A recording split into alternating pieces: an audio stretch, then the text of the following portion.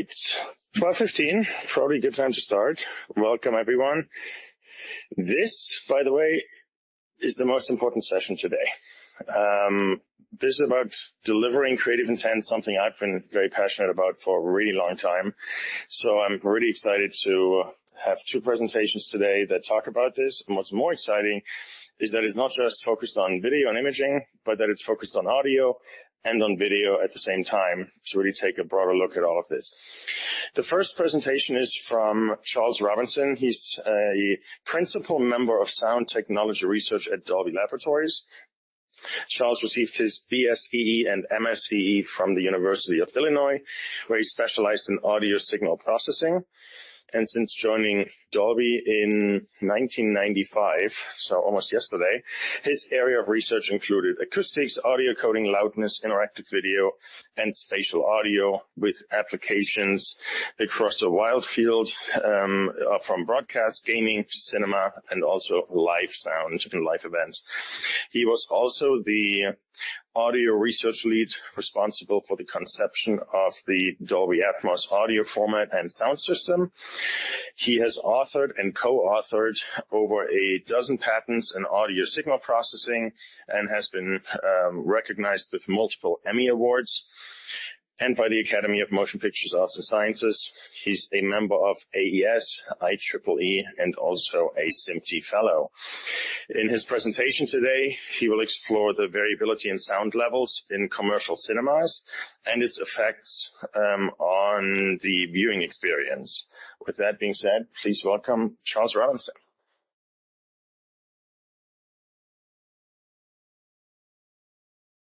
Thank you for the introduction, and thank you all for coming today. I've got a lot to present, so I'll jump right in. So the theme of this session is delivering creative intent, as you just heard. And happily for sound, the problem's solved. There's a set of standards that describe how a soundtrack should be converted into sound. And if everybody follows those standards, then a movie created and on a mixed stage can be reproduced in any cinema around the world. There are two standards in particular that are relevant. One is SMPTE Standard 202, which specifies the frequency response that should be is expected when you reproduce a movie soundtrack, and recommended practice 200, which specifies levels for playback. So with those two standards in play, the timbre and loudness of a movie soundtrack can be faithfully reproduced. Unfortunately, the creative intent that is being delivered, it doesn't always sit well with the cinema audience. In particular, many moviegoers for many films and other content find the levels to be too high. And exhibitors are caught in the middle. They want to satisfy their customers. They want the customers to come back. So when they receive complaints, they turn the levels down.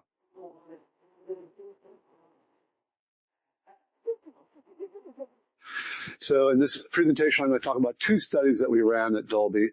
The first one was a study to capture cinemagoers' response to the audio levels in cinemas. So subjective assessment conducted as an exit survey. And then secondly, a field survey of cinemas, commercial cinemas that are running content, see what their policies and practices are in the real world. So I'll start with a subjective assessment study. So one of the perks of working at Dolby is that we have a movie theater, and Dolby routinely runs employee screenings. It's a social event. People come in after work hours.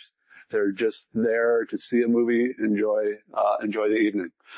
So basically, they're cinema goers. So this gave us the opportunity to run titles, play movies in a controlled environment with a capable cinema, well calibrated, and collect listeners' response to the movies. So unbeknownst to the cinema goers, we played the content back at various levels. So sometimes at reference level and sometimes well below reference level. And then we're able to measure their response to those different levels. So in all, the study included 21 different movies and various genres, mostly action, as you can see from the pie chart there. We received over 700 responses from individuals in the exit survey. The age group ranged primarily from 25 to 55, and there was a slight bias towards male viewers. So what did we find out? Well, actually, first, here's a screenshot of the UI that we use to collect the information. This is a touchscreen app, and it's very simple. It takes less than a minute to fill out a couple of questions about the subject themselves. Then we ask them to rate the movie, and then give their feedback on levels. The overall loudness of the movie, their impression of the loudness of the loudest scenes, and then the dialogue level. So, what do we find out? Well, here's the results when playing back at reference level. For the overall level of the cinema, of the soundtrack, majority of the responses came back as about right. So they were generally satisfied with the overall level of the soundtrack. 8% thought too loud. But when we talk about the peak level or the level of the loudest scenes, now we're getting into a little bit of trouble where fewer than half the respondents found the level to be satisfactory, and 20%, 1 in 5, begin to think, well, this is too loud. I'm not comfortable with this. In contrast, the dialogue level was found to be perfectly acceptable by large majority. And well balanced. A few think it's too loud, a few think it's too quiet. So we'll move on to response, viewers' response to different levels. But first, I have to give a little bit of introduction to the fader concept for those that aren't familiar. So Dolby Cinema processors, that's the device. All right, so I can show you. There it is. A cinema processor, as you would see in a cinema. It's got a big knob to control volume, and it's got that display there. It says volume 7.0. So that 7.0 is reference level. So the intended level of playback for the movie. So the scale goes from 0 to 10. 7 is reference. A value of 4 on the fader means 10 dB below reference. And as you step from 7 to 6 to 5 to 4, that's 3 1/3 dB per step, decreasing loudness. And below the level of 4, it rolls up quickly. So with that background, we can look at results for overall loudness and peak level of the listener responses. So here we've got a stacked histogram. Each column represents a category of level playback. So we've got 7.0, and as we just saw, majority, 61%, at reference level, find the level to be about right. When we get down to, when the fader is set to 6 point something, so 2 to 3 dB down, more people are happy with the level, 78%. As we go down and level from that, satisfaction stays pretty high at 78%, and we see a shift from some thinking it's too loud to more thinking it's too quiet. So that's, all consistent with reducing the level. If we look at the response to the loudest portions of the movie, as we saw before, fewer than half are comfortable at reference level. And now as we decrease the level in approximately 3 dB step, more and more of the audience becomes satisfied, feels that the peak levels are about right. So, even as we get all the way down to 4.0, which is minus 10 dB, the the satisfaction continues to go up until it's almost unanimous at 10 dB down, which is quite a bit, of course. So, that all is consistent with, there's some nuances there, but an important point to make is that even though this audience is responding to, after the fact, to a movie they watched just for fun and a night out, they're remarkably good at judging the playback level. As the level goes down, they are very accurate and respond to that change in level. And that's going to be important as we talk about how we're going to use this information. Now, dialogue level, it's a little bit of a different case. Listeners are largely unperturbed by playback level when it comes to dialogue. So they start out satisfied at reference level to a great extent, 88%, and that they stay satisfied even as you get down to, again, minus 10 dB. Only when you get down all the way to 10 dB do you see some people start to find it to be too quiet. So this is contrary to, let's say, conventional wisdom, including some of the discussion we heard this morning, and we'll talk more about that in a bit. So, conclusion for this first study, not surprisingly, for many of us anyway, many moviegoers find cinema levels to be too high. But what's interesting here is how accurately moviegoers are able to assess sound level and report on them. And in that case, it was an exit survey. In the real world, it's complaining if they don't like it.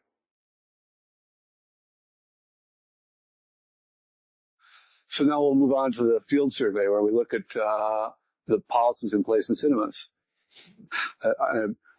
Back up and say for a moment, what we just looked at was entirely about the feature, the movie itself. Here we're going to be looking at fader settings for trailers as well as features and see how they compare. Jumping right in, looking at, I'm trying to remember how many cinemas we visited. Close to 100 cinemas. This is the results that we got. A histogram of typical fader settings. So for the trailer, the most common setting is 4 point something. So from minus 7 to minus 10 dB approximately. So that's turned well down, and that's just, that's standard practice for trailers. In this part, we also see some cinemas are way down at 25 dB. So that caught my eye, and I want to take a look at what might be going on there. So I looked at the trailer fader settings as a function of seat count. In this case, seat count was the most available proxy for room size or auditorium size. And as we saw previously, in most cases, the trailer's fader setting is set at 4 point something, which again is that minus 7 to minus 10 range. But those very low levels correspond to very small rooms. And so that's actually a bit reassuring. The extreme fader settings correspond to somewhat extreme playback scenarios. And I mentioned before, RP200 specifies the reference level, and it is a constant value. Other standards that talk about playback level will often scale the playback level to room size. So that's something that perhaps cinemas do by, just sort of automatically, let's say. But it might be worth incorporating that into a standard. So we saw the trailer fader settings. Now let's look at the fader settings for the feature. We see that most commonly the faders are set at 5 point something, which is approximately 5 dB down, plus or minus a couple dB. So far, that's, I would say, not necessarily surprising, but one could wonder, how do these settings come about? How did cinemas arrive at these values. Well, policies and practice varies from cinema to cinema, but a very common scenario is that once upon a time they played content back at reference level for trailers and features. They got a lot of complaints because it was too loud, and they turned it down. They had more presentations. They got a few more complaints. They turned it down, and they continued until they got to a point where there was acceptably few complaints, and that's where the fader sits. At that point, that fader setting might become, policy for any new cinema, but that's typically how the values have been arrived at. So what's interesting about this is that method of incrementally lowering the playback level is actually a commonly used method in psychology called the method of limit to measure thresholds. So an audiology exam, for example, will play tones at a very low level and slowly increase them until the sound is just audible. And then then you've captured the threshold of hearing at that frequency.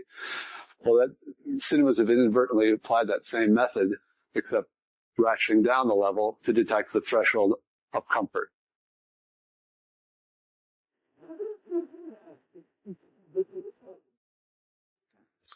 So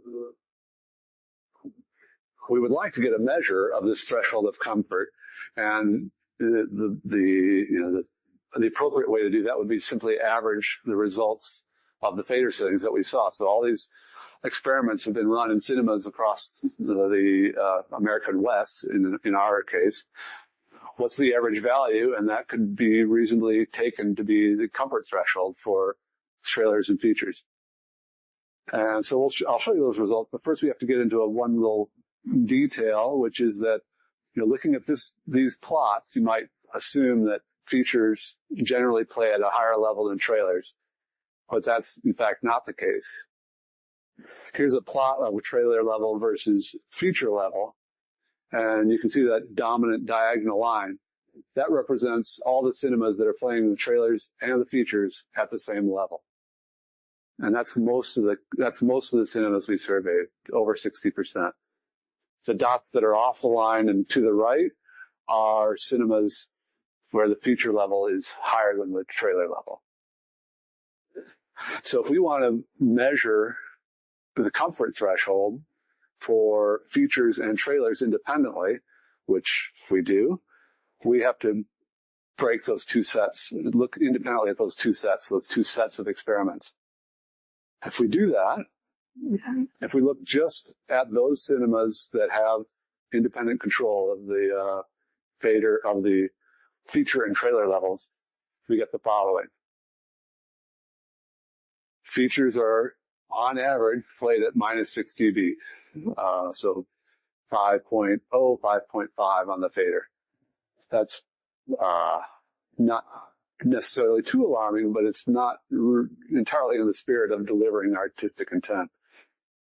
Trailers, on the other hand, are another 5 dB below that, 11.4 on average fader setting. So that indicates that the trailers, as delivered to the cinema, are much too loud and much, even relative to the features, for audience comfort. So the trailer value is probably a quite good estimate of this comfort threshold, because trailers are in fact mixed according to a standard, the TASA standard, which specifies a maximum level for trailers allowed for trailers, and in fact that maximum level standard has become essentially a target. So almost all trailers play at very nearly the same level. So this comfort threshold is based on a very, stable sample set. For the features, on the other hand, it's, more of a loose average. Different movies are very different in level. And so this 6.0 attenuation probably represents the comfort level for the loud scenes of loud movies, as opposed to an average across all movies. So it's let's say a conservative measure of an acceptable level. So now let's look at the setting level that's arrived at when they don't do independent fader settings for features and trailers. We see that they aren't independently controlled. They're both at about minus 8 dB relative to reference. And this is an important slide. It shows a real ongoing problem with the fader settings, in that most cinemas that we saw before, in fact, are using that compromised value of approximately minus 8. And that means that the trailers are being played too loud and the features are being played not loud enough relative to the established comfort thresholds.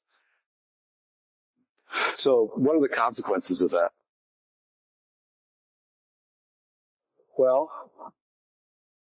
one might expect that the audience is less satisfied in those cinemas where they're using compromised values. And that's what our data shows. So we asked cinema operators which screens, if any, tended to result in complaints. And the cinemas that we visited, for the most part, were well established. They found levels that were, acceptable to their customers. So complaints were generally reported as being rare, but sometimes they were reported as being often. And the cinemas without fader automation were much more likely to be receiving more complaints than the cinemas with automation.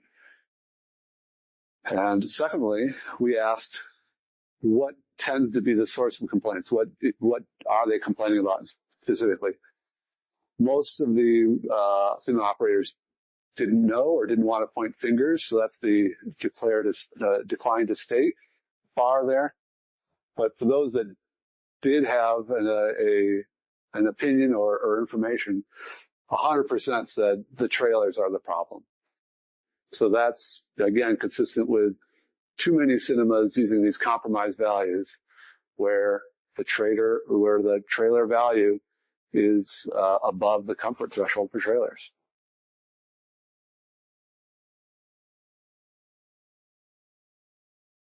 So overall conclusions at this point, as I mentioned, the overall loudness tended to be about right, maybe a little bit loud.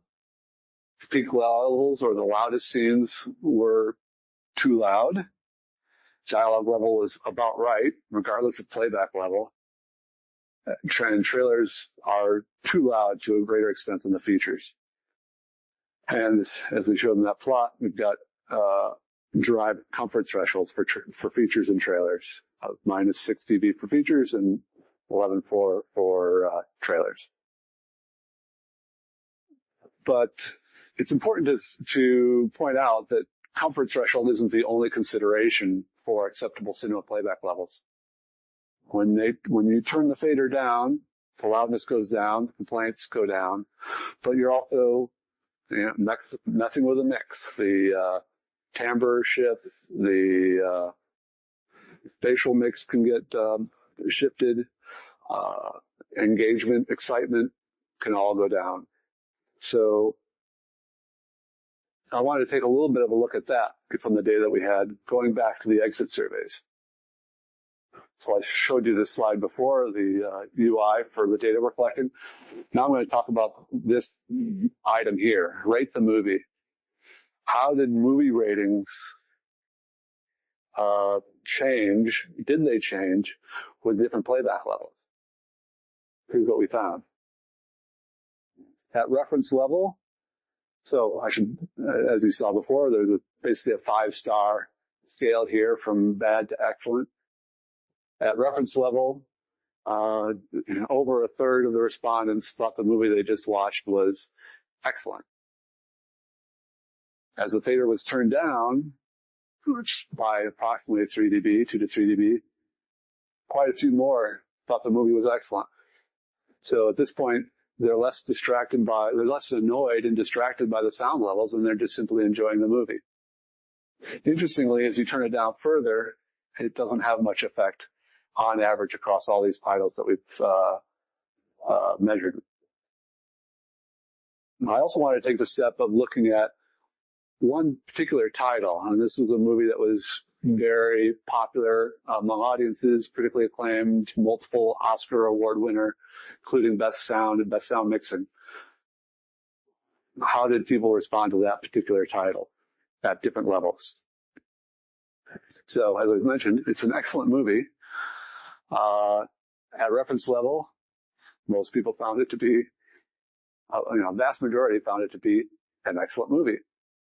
We turned the level down a little bit, and a few more were more engaged, found the movie to be better. But as we turned it down further, we started to lose the audience. They were less happy with the movie. They rated the movie lower. So it's clear that this title, and presumably many titles, should be played at or near reference level in order to deliver the best experience to the audiences.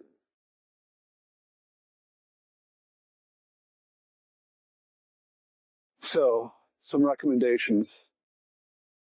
As I mentioned TASA before, that's the Trailer Audio Standards Association created the TASA standard to measure and set a maximum level for trailers. And they wisely pointed out that the method should be reviewed on occasion and see where they stand. And I think that it's time to reconvene and consider lowering the trailer threshold. If we were to lower that trailer threshold from the current 85 dB LEQM to 80, we'd then have features and trailers more or less aligned. So even for cinemas that were not investing in automation and were not prepared for the complexity of controlling playback level, they could play everything back at the same level and get fewer complaints. They wouldn't have to drag the feature level down. Everybody wins. Unfortunately, there are forces that don't want this level to be lowered, so it might be difficult to make this happen. In lieu of that, all cinema operators should seriously consider automating their faders so that the comfort threshold is met but not exceeded in playback. The trailer level can be reduced so that there are fewer complaints. They don't drag down the feature level. And as I said, it's a win for everybody. We don't have to change the standard. We just have to be smarter about how the cinemas are operated. And at that point, we've gotten closer to delivering the creative intent. And that's it.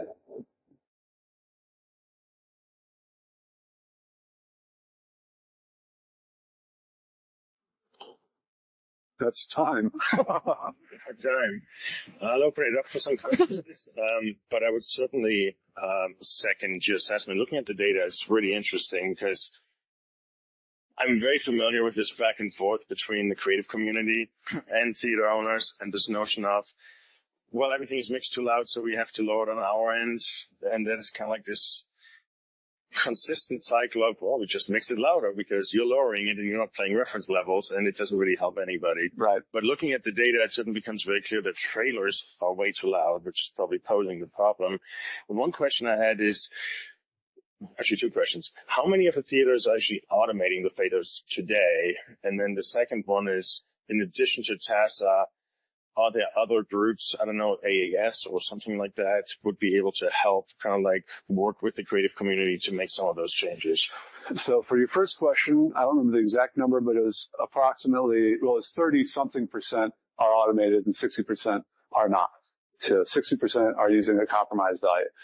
And that's the majority. That's not good. To your second question, I haven't haven't pushed here on this talk on the creative community, but what this data suggests is that, again, the overall level is not too far off. It's biased a little bit towards too loud. The real issue, I believe, and the data we have doesn't prove this, is that the loud scenes are too loud and, importantly, too long. If it's just some dynamic events that are loud, that's probably okay. But if it's a 20-minute, battle or car chase or something that's just so intense and so long, higher exposure level in the language that we heard this morning, I think that's where there's room for improvement. Let's say I don't know of anybody currently looking at that issue, but it bubbles up now and again at AES and SMPTE and other places. There's a question, Craig. So the mixer's still mixing at 7, and if so, what's that doing to their hearing? So I am not going to express opinion on health issues because that's not my field of expertise. There was a informal study. It was a internet-based survey. Mixers were encouraged to fill out this form, and they asked many questions, including what level do you mix at? And what that showed was that it was regional. In the United States and in Hollywood, they're sticking to reference level. They're self-reporting that they're sticking to mixing at reference level to a large extent. Now, I've been on mix stages, and I've seen cases where, for, let's say, more mundane tasks of editing, they'll play it at a lower level. But when it comes to the final mix, they tend to be mixing at reference level, according to the surveys and including to my experience. In Europe, it's different. Quite a few mixers reported using lower than reference level. So 3 dB down, 5 dB down, and reported as specifically in response to the fact that that's the level that cinemas would present it. So they wanted to mix it according to how it would be played back.